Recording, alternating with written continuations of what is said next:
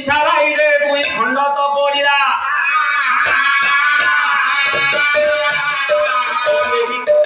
ବାବୁ ମାନେ ଆଜି ସବୁଥିରେ ବସି ଗଲା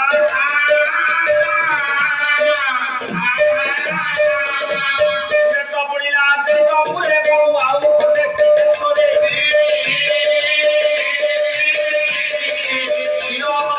ଆନନ୍ଦ ମନରେ ଶୁଣୁଥିବେ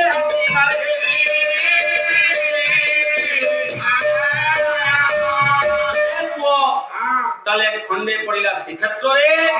আর খন্ডে পড়িলা যাজপুরে ওরা কি অজানা বিবিধস্তু ওরা হ ভৈরবী গুতে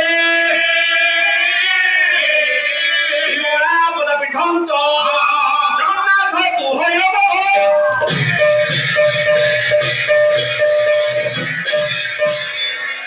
ଯୋଉଠି ଯୋଉଠି ପଡିଛି ସେ ଗୋଟାଏ ଗୋଟାଏ ଶକ୍ତିପୀଠ ହେଇଛି ସତୀଙ୍କର କୋଟି ଅଂଶ ବାବୁରେ ପଡିଲା କୋଉଠି ନା ଶ୍ରୀକ୍ଷେତ୍ର ଧାମ ପୁରୀରେ ତାଙ୍କର ପଡିଲା ବାବୁରେ ନାଭି ଏପଟେ ପଡିଲା ପାଦ ସେଥିପାଇଁକା ଏ କ୍ଷେତ୍ରକୁ ଗୋଟାଏ ନାମ କୁହାଯାଏ ନାଭି କ୍ଷେତ୍ର ଆହୁରି ମଧ୍ୟ ୟାର ନାମ ଅଛି ମର୍ତ୍ତ୍ୟ ବୈକୁଣ୍ଠ ମୁଁ ଆଉ ଛାଡ଼ିକି ସମସ୍ୟା ସମାଧାନ କରିବାକୁ ଯାଉନି ସଦେହ ସାନ ଭାଇ ମୋର ଜଗନ୍ନାଥ ସଂସ୍କୃତି ଉପରେ କହିଥିଲେ କହିଲେ ଆଉ ଯଦି କିଛି ଜାଣିଥିବେ ତାହେଲେ ଆଗକୁ ନେବେ ତାହେଲେ ଏଇ ଯାଏ ଗଲା ଆସ ତମର ପ୍ରସଙ୍ଗ ହେ ପୁଅ ତାହେଲେ ସେଦିନ କୁଆଡେ ଦଶଗ୍ରୀବ ରାବଣ ଗୋଟାଏ କୋଠରୀ ଭିତରେ ବସି କରି କାଟୁଛି ଏଇଠୁ ଭାଇ ଆରମ୍ଭ ହେଇଛି ବାପା ନା ନାଇଁ ଦଶଗ୍ରୀବ ରାବଣର କଥା ଆପଣ ମାନେ ବିଚାର କରନ୍ତୁ ଗୋଟାଏ ପଟେ ଅଛନ୍ତି ଲଙ୍କପତି ରାବଣ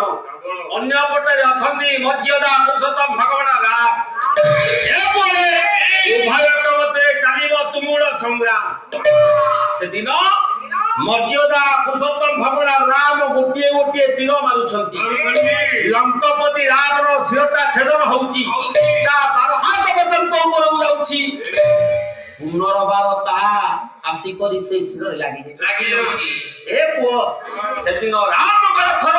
ସାରଥି ଥିଲେ ମାତଳି କହିଲେ ପ୍ରଭୁ ଆପଣ ଏ କଣ କରୁଛନ୍ତି ଆପଣ ଏ କଣ କରୁଛନ୍ତି ହଁ ପ୍ରଭୁ ଆପଣ ତ ବାରମ୍ବାର କାଟୁଛନ୍ତି ତା ମୁଣ୍ଡ କାଟି ବାରମ୍ବାର ଲାଗି ଯାଉଛି ଏ ପୁଣି ଲାଗି ଯାଉଛି ଏ ରାବଣ କଣ ମରିଗଲି ଆପଣ ଗୋଟେ କାମ କରନ୍ତୁ ଇଏ ଯୋଉ ତୀରକୁ ପକ୍ଷକୁ ମାରୁନାହାନ୍ତି ତା ଛାତିକୁ ମାରୁନାହାନ୍ତି ଭଗବାନ ରାମ କହିଲେ ମାତଳି ପ୍ରଭୁ ତମେ କଣ କହୁଛ ମାନେ ଏଇ ପକ୍ଷକୁ ଛାତି ମାନେ ମରିବ ବେକ ଯୋଉ କାଟୁଛନ୍ତି ଟିକେ ଲାଗି ଯାଉଛି